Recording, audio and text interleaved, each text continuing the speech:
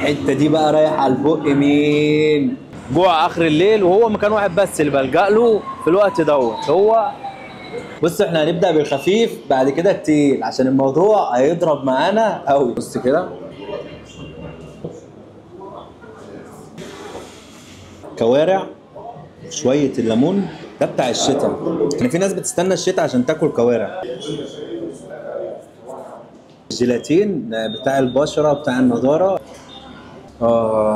ممبار، ممبار مظبوط هتلاقي المكان مظبوط الدنيا حلوة، ممبار مش مظبوط تلاقي الحاجات عندهم واقعة. لسه بقى طالع سخن كده وعلى الرايق، تتبيله السبايسي الخفيفه. ده نخاع، في ناس بتكرهه وما بتقبلهوش وناس بتحبه، مفيش وسط. الاكل اذواق، عارف بيدوب زي المخ بس من بره ماسك نفسه شويه. زبده دي المخاصي، الناس بقى عشاق الشتاء سهر الليالي، حاجه على الرايق جامده. دي لقمه بالصلاه على النبي مليانه مخاصي. دي ورقه لحمه. لا بص بالصلاه على سيدنا النبي ان شاء الله. بص طبعا هي باينه الذوبان بتاعتها. الورقه دي فظيعه، مستويه على الهادي ومخدومه، واخده شويه ليا والتوابل الفلفل والطماطم، فالدنيا حلوه قوي قوي قوي يعني لغايه دلوقتي كل حاجه مظبوطه. دي بقى لحمه معموله على الجريل، فدي غير ورقه اللحمه، يعني المفروض بقى ان انا ادوق طعم مختلف. طبعا الورقه قلت لكم غير اللي على الجريل. عشاق الورقه اللي بيحبوا اللحمه الدايبه ورقه، حب اللحمه فيها عدة سيكه لا على الجريل طبعا، بس ديت مليانه ليا، لو قلبك ضعيف ابعد عنها. كبده على الجريل معموله بالليا،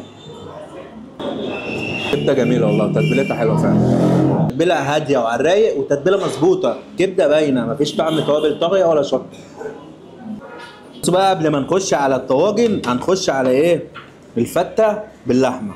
اللحمه عندهم بسم الله ما شاء الله، قطعيه لحمه حلوه، مقدم لك قطعه لحمه كويسه.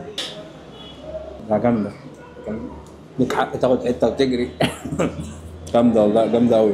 ده بقى طاجن عنتر ابن شداد، لو قلبك ضعيف اوعى تقرب عنده، ده لزوم القوه لزوم الباور، ده لاصحاب اللياقه البدنيه العاليه. الطاجن ده بقى بتاع الشتاء فعلا، ده عشان تقلبه تعمله كده، يعني ده عايز حله تقلبه فيها.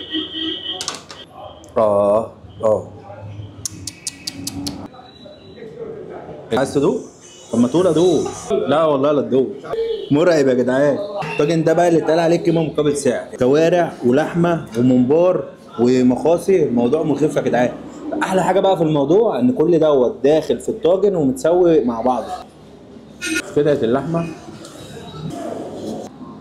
بص احنا هنركن ده على جنب لانه دسم قوي. ده طاجن عكاوي بورق العنب، عايزك تصلي على النبي عشان المشهد من تحت هيبقى فظيع. يا قلبك يا رضا يا خرابي. بص بص بص، هي اختفت والله، انا مش عارف هي راحت فين. يعني احنا كلنا عكاوي بورق العنب وكوارع بورق العنب، وده لحمه بورق العنب. ورق العنب يا جدعان معذبينه هنا، خايف اطلع الاقي في جيبي ورق عنب.